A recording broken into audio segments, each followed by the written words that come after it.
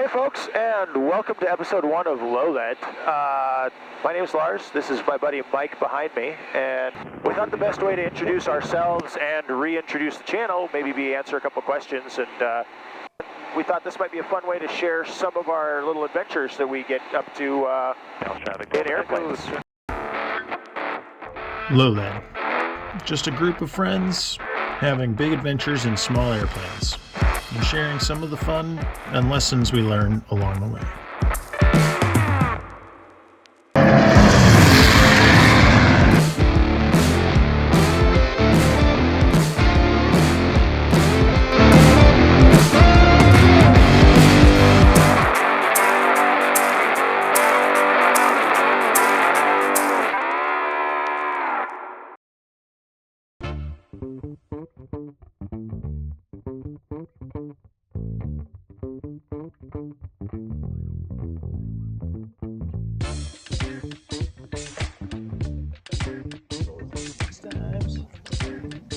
Parking brake's actually set.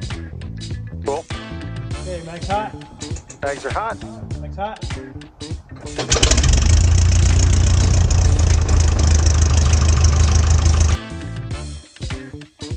Dallas area traffic. Silver Champ is taxiing from T hangars to runway 31 for run up down. Boy, it is beautiful out today. Oh, I'm ready. Dallas area traffic. Silver Champ departing runway 31 will be a northbound departure. Dallas traffic. Let's see if I can redeem myself a little bit and take off a little bit better this time.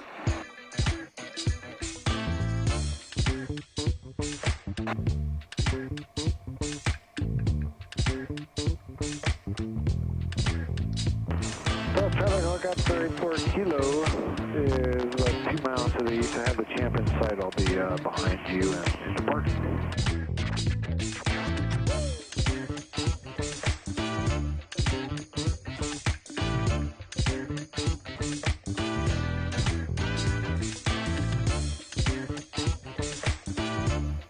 Hey folks, and welcome to episode 1 of Low-Let.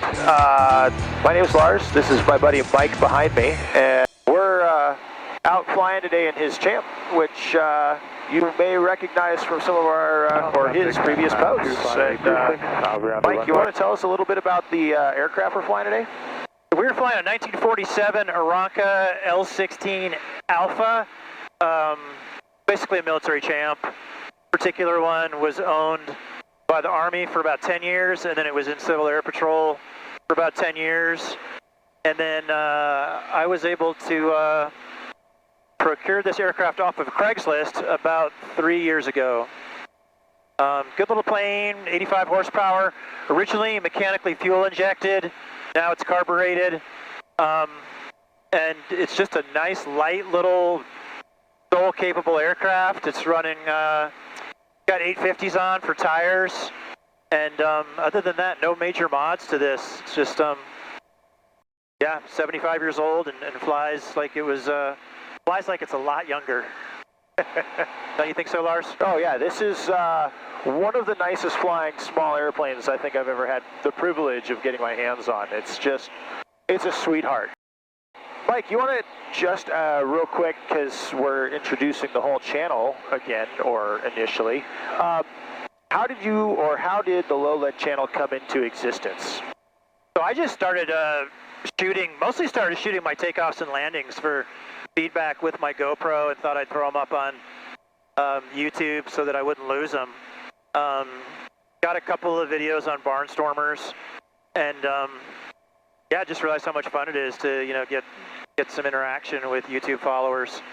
But mostly I just wanted to record my own adventures, so that when I was stuck at a desk I could look back over, you know, something from last summer or last spring.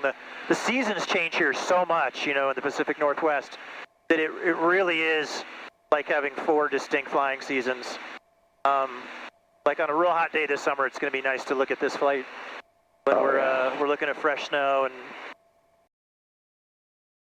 Mike, you want to go ahead and introduce yourself for us? So I showed up in about 2017. I was in my late 40s. Showed up at a primarily a backcountry tailwheel school here in the Columbia River Gorge, right on the border between Oregon and Washington. And I like to say I basically set my wallet on fire learning how to fly Super Cubs. It was really the first time I was excited about flying. I'd been around airplanes most of my life. I'd worked for a small company called Boeing and worked in some drone companies. Even had the chance in my 20s to learn to fly in a Mooney. And it just didn't appeal to me to get my pilot's license until I realized what I could do with a backcountry aircraft. And Lars here was one of my flight instructors. Truth is, I didn't like Lars when I first met him because we were too similar. It's a little bit like two drummers in the same band. You know, they rarely get along. In fact, a lot of bands don't have. So it's taken Lars and I a while to build up antibodies to each other. Yeah, it's just been a real pleasure, a real honor to learn entirely in tailwheel aircraft, entirely in the backcountry. I actually struggled when it became time to work on airport instrument rating work because I had never actually looked at the panel. I was always flying, looking out the window, looking out the window, and you know, even on this aircraft, the panel doesn't have much on it. Right? No, you can tell nice and simple. You can tell that I've got oil pressure, and I've got my temperature, and other than that, I can get everything else from feeling or looking outside. But anyway, enough about me. Lars, how did you get into flying? Did you grow up in an aviation family, or were you? Well, yeah, I did grow up in a bit of an aviation family. My mother was a flight attendant for Delta Airlines, so my dad actually built and restored several World War II aircraft, including Stearman's T-6s. So I was exposed to aviation pretty early as a kid, which basically I was sunk from day one. I didn't really have a choice about becoming a fanatic about aviation.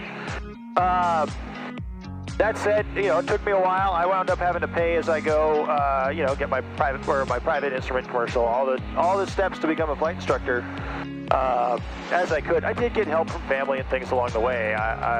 You know, I would be lying if I said I did it all on my own, but it definitely took a long time, took a lot of work, and it's totally been worth every tiny bit of blood, sweat, and tears. It's just one of the greatest joys in life.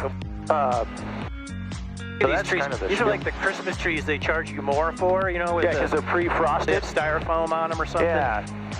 I wonder who does that. Maybe the Forest Service out here? Yeah, possibly. We'll have to stop and ask somebody. Okay, I just got to turn around and go back past this ridge a little bit more because I just can't get enough of this. It's so good today. We fly this ridge in the summer, but we're a little more aware of the cows in the summer, and I think the cows must be wearing white coats right now, or they're on a lower pasture. Yeah.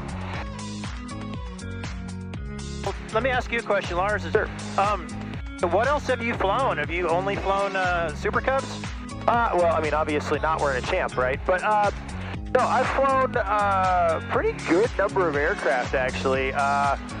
My goal when I took my current job was to try and fly 5 new airplanes every year, and I haven't been successful every year, but I've met or exceeded that number most years, and part of the reason I've been able to have any degree of success with that is because I got a job 4 years ago at a flight school that's somewhat well known for doing tailwheel and backcountry flight instruction. So that's where I spent the last 4 years of my life. In fact, I'm still in the Pacific Northwest. We're today flying in the Columbia River Gorge out of Dallasport, Washington. And this is where I live, work, and teach. And it's a pretty spectacular place to get to fly airplanes. And I've been very spoiled to have some excellent friends and mentors with aircraft who have let me fly their aircraft or provided me with advice and direction and, you know, occasional critique, because we all need that. That opened the door for some special opportunities. I have an acquaintance that I consider a friend and a mentor who is the chief pilot at an air museum in the Pacific Northwest here in Hood River. It's called the Western Antique Aircraft and Automobile Museum, or WAM. Last year, he approached me and asked if I would kind of be interested in joining their roster of volunteer pilots and doing some of the ride hops for their biplane that they sell biplane rides in. And it's been an incredible privilege to get to fly a really cool old barnstorming antique from the 1920s and 30s. Actually, I believe the airplane was built in 1930s, so only from the 30s for that particular one. And it's been a total blast. The museum is an incredible place to visit. Yeah, hopefully at some point in a future episode, I'm going to talk to some folks and see if we can get some footage of that airplane in flight, because I would love to be able to share some of that with everybody who loves aviation and wants to see videos of airplanes flying. And what I'll do is I'll put us back on frequency because we're near the airport now, and I'm going to start pulling power back so we can start heading back in, if that's cool with you.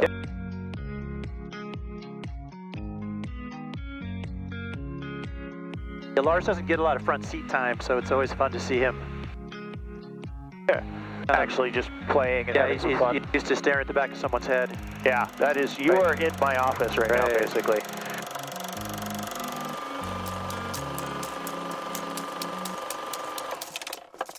Oh no. That's terrible.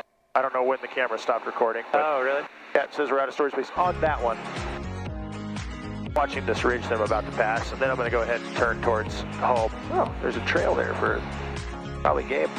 Check Dallas area traffic. Silver Champ, approximately 4 miles northwest of the airport. Inbound for landing 3-1 down. Zone traffic. Army Capture 20571 is off of 25 for TAC. Dallas area traffic. Silver Champ is over the Google, entering a left downwind runway 31 the Dallas. Dallas traffic. Silver Champ is turning left base, runway 31. Full stop landing, Dallas. Alright, let's see. I feel like, oh, we're good.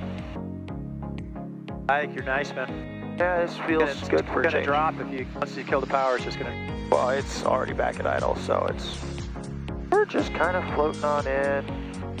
We're a little high. I'll use that slip here. There, look at that slip. There we go. Start really bleeding some of that altitude. There. Now picked up a little bit of speed, a little quick. Airspeed's 5. Main reason I want to do this is because I got to 3-point the museum's champ, and it 3-pointed so well, and I was like, oh, I want to try it again. And down traffic. Silver Champ is clear all runway, taxiing back to the T hangars. Down traffic.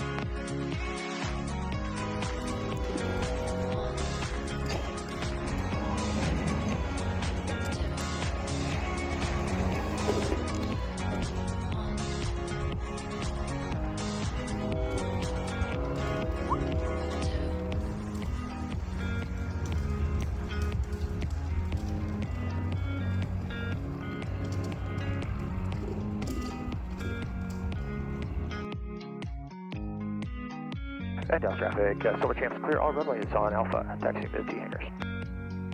There's a little there. Well, folks, hope you enjoyed this clip also, because we're new to this whole YouTube thing. If there's content you want to see or you have questions, please feel free to ask in like any comments or something like that, and we'll be happy to do our best to try and answer questions or tailor some of our content to what you guys want to see. All right, take 47. All right, Dallas traffic, Aranca. Silver Champ is taxiing clear of 31 at Alpha 3, headed to the T hangars. Dallas traffic. I keep wanting to say Aranca and then N number, but you don't have that sticker up here for me. And I forgot. I know it's something Charlie.